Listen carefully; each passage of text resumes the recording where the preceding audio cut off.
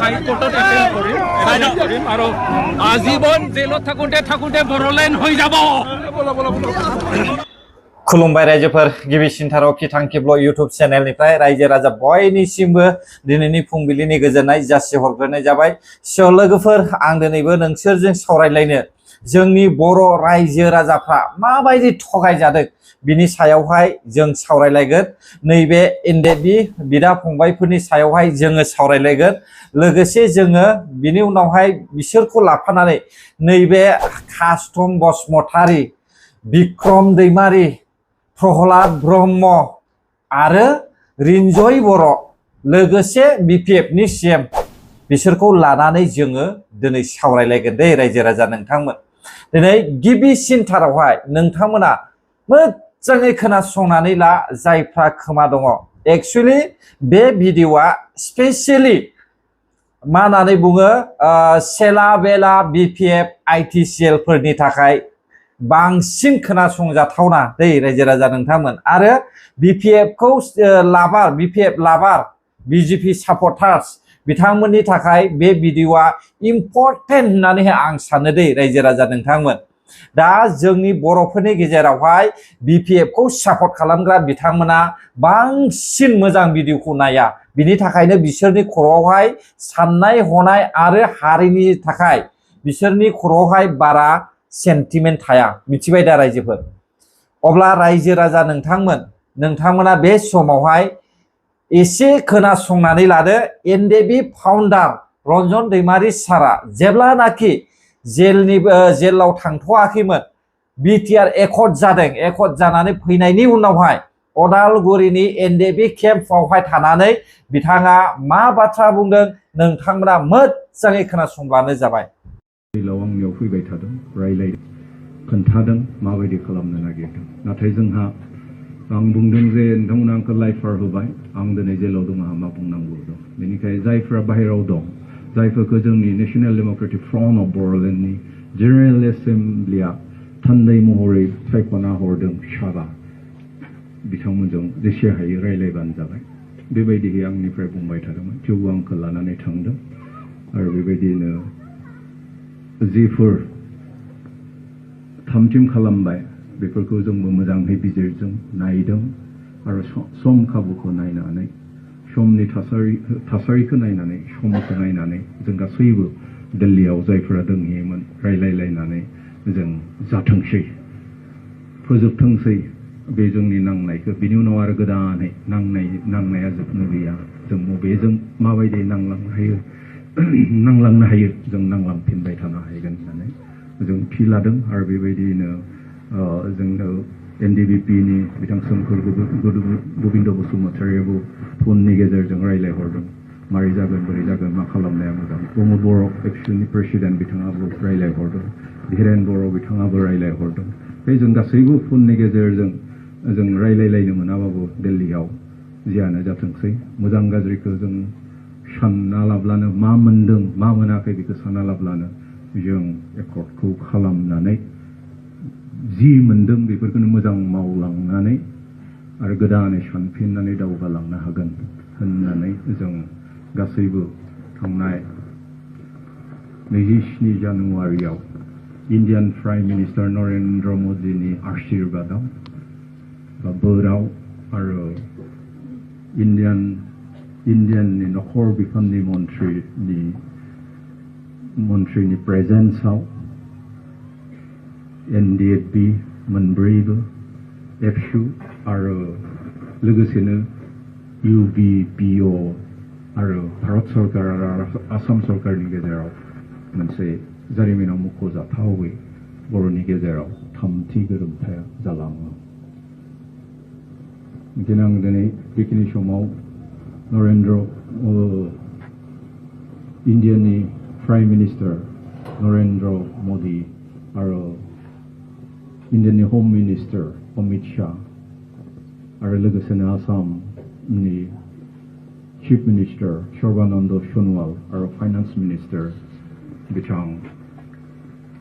हिमन्त बिश्व शर्माखौबो आं गोसो गोरबोनिफ्राय गासैबो इनिशिएटिभ लानानै बे एकर्डखौ एबा गोरोबथाखौ सुक्तिखौ जाफुंहोनायनि थाखाय आं बिथांमोनखौबो साबायखर बावो आरो लोगोसेनो गासै जोंनि आफादनि दैदेनगिरि मावथिफोरखौबो आं बे जोंनि सावरायनायाव धैर्यजों थानानै हेफाजाब आरो मदद होनायनि थाखाय आरो बे गोरोबथाखौ जाफुंहोनायनि थाखाय आं गोसो गोरबोनिफ्राय साबायखर बावबाय आरो लोगोसेनो नोंथांमोनखौ जायफोरा जोंजों बे नांगौ समाव गसंफाबाय थाबाय आरो हेफाजाब मदद होबाय आरो बे गोरोबथा खालामनायसिम नोंथांमोना जोंजों थाफाबाय बिनि थाखायबो आं नोंथांमोनखौ गोसो गोरबोनिफ्राय साबायखर बावहरबाय दिनै आं फोथायदों जि सुक्ति जालांबाय बे सुक्तिया जोंनि बे हादाबसायाव ओनसोलाव आरो जोंनि हारिनि गेजेराव जोंनि गासै मानसिनि गेजेराव गोजोननायखौ लाबोगोन खौसेथिखौ लाबोगोन आरो दावगानायखौ लाबोगोन होननानै आं फोथायदों जों जि सुक्ति खालामदों बा गोरोबथा खालामदों बे गोरोबथाया जोंनि हा जोंनि मोन्थाय आरो जोंनि जि लुबैनाय आरो हास्थायनाय बेखौ रोखासिन खालामगोन बा रैखा खालामगोन फोथायदों बे एकर्डनि गासैबो लिरनायफोरखौ जुदि आसाम सरकार आरो सेन्ट्रेल गभर्नमेन्टआ जुदि रोखा रोखायै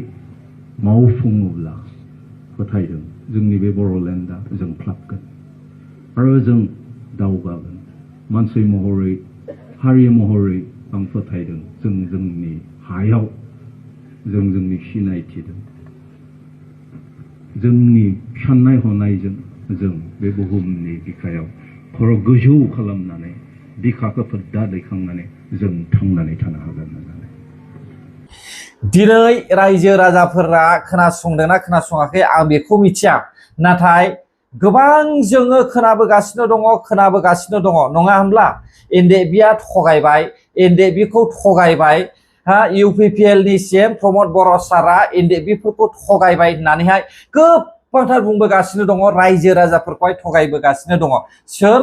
बिक्रम दैमारिमोन बायदिया एक नाम्बार बर' रायजो राजाफोरखौ थगायबोगासिनो दङ कास्टम बसुमतारीमोन बायदिया प्रहलाद ब्रह्ममोन बायदिया रिन्जय बर'मोन बायदिया हाग्रामा महिलारिमोन बायदिया दिनै जोंनि बर' जाथिखौहाय धंस खालामनो थांगासिनो दङ आरो लोगोसे जोङो बयबो मिथिगौ जे ट्राइबेल सुरक्षा मन्चनि मिस्टार मेमरेन्डाम आयं बिथांमोनाबो एनडिएफबिखौहाय बड'लेण्ड फानबाय होननानै इउपिपिएल नि दैदेनगिरि मा नाम इउपिपिएल नि दैदेनगिरि प्रमद बर' सारखौहाय बड'लेण्ड फानबाय होननानैहाय बिथांमोना रायजो राजाफोरनिफ्राय गोबांथार रायजो राजाफोरनि सिगाङावहाय खोथा बाथ्रा बुंनानै होनाय जों नुदोंमोन नाथाय दिनै जों क्लियारलि रन्जन दैमारि सारनि खुगानिफ्राय जों खोनाबाय जे बिटिआर एकर्डआ जुदि मावफुंजायोब्लानो बड'लेण्डआबो बिजोंनो जागोन होननानैहाय बुंबाय माथो बुजिखो रायजो राजा नोंथांमोन थारैनो प्रमद बर' सारा एनडिएफबिखौ थगायदोंना थारैनो प्रमद बर' सारा बड'लेण्डखौ फानदोंना एक नाम्बार सुतिया होननानै बुङोब्ला बिपिएफ पार्टी सापर्टार्स आरो बिपिएफ पार्टीनि जायफ्रा सेला बेला आइटिसिएल रां लुबैसुला नै बैसोर बायदि सुबुङा बर' जातिखौहाय एसटि बेफारि खालामनानैहाय बर' जातिनि हा हुखौ फाननो नागिरनानैहाय बिसोर बायदिया बर'खौहाय थगायगासिनो दङ बे भिडिअखौ नायगिरबाय थादोंमोन आं सिगांनिफ्रायनो नायगिरबाय थादोंमोन मिथिबायना बै समाव आं खोनाखानायखा रन्जन दैमारि सारनि बुंनाय भिडिअखौहाय दिनै जों मोननाय लोगो लोगो आङो बे भिडिअनि सायावहाय भिडिअ लाबोदों रायजोफोर मिथिबाय दा रन्जन दैमारि सारा रायजो राजाखौ थगायाखै प्रमद बर' साराबो रायजो राजाखौ थगायाखै नाथाय सभारेन कान्ट्रि बिनायनि जायगायावहाय स्टेटबो होजायैनि थाखाय भारत सरकारजोंहाय गोरोबज्लायनानै रायजो राजाफ्रा सान्थिल' जाथोंसै आरो बेजोंनो जे बड'लेण्डआ जाहैगोन बेखौहाय बिसोरो एकर्ड खालामदों नाथाय दिनै रायजो राजाखौहाय बिगाब थगायनानै दायो जों बर' जाथिया आयेन बेरेखा हाबसननानै थानाय मानसिफोरखौहाय होखारनायावहाय दावराव दावसि खालामनानैहाय होखारनो नागिरनाय जों नुनो मोनदों रायजोफोर आयेन मथे मानिनानै जुदि खामानिखौ मावोब्ला खुनु दावराव दावसि सोमजिया जेरै प्रमद बर' सारा थांनाय 5 बोसोरावहाय खामानि मावदों दिनै जों मिथिबाय रन्जन दैमारि सारनि खुगानिफ्राय जों मिथिबाय दिनैनि समावहाय ना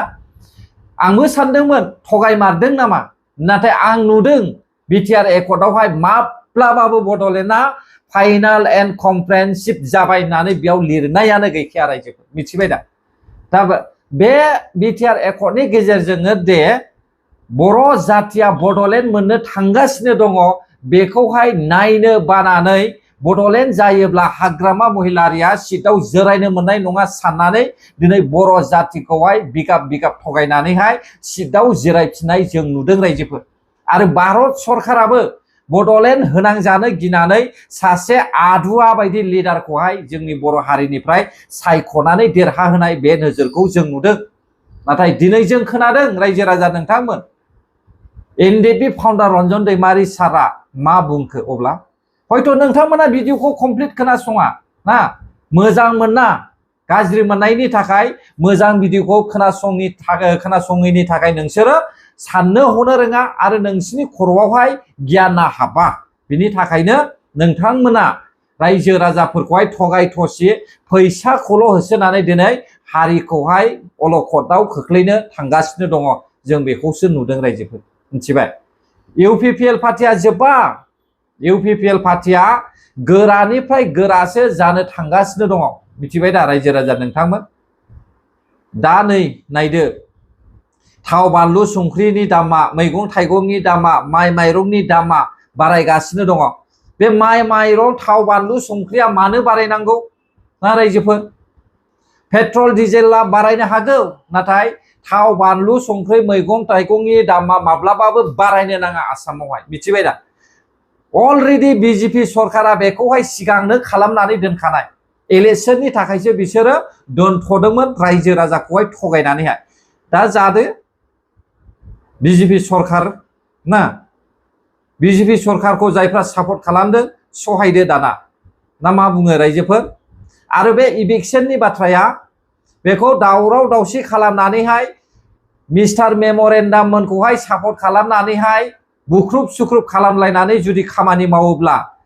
जिउ जोबलायगोन रायजोफोर जिउ जोबलायगोन मिथिबाय दा थैज्लायगोन गावजों गाव नोंथांमोना नायलांबाय थाब्लानो जाबाय बेखायनो थान्दा दैबादै इलिगेलि हाबसननाय थानायफोरखौहाय सरकारनि आयेन मथे बेखौहाय एरख' नङाब्ला बर'फोरनि गेजेरावहाय अर जोंब्लावगोन बेखौहाय नोंथांमोनाबो सिन्था खालामब्लानो जाबाय गोजोन्थों अब्ला जायफ्रा आंनि भिडिअखौ जोबजासे नायबाय बर' हारि जै जाथों जै बर' हारिनि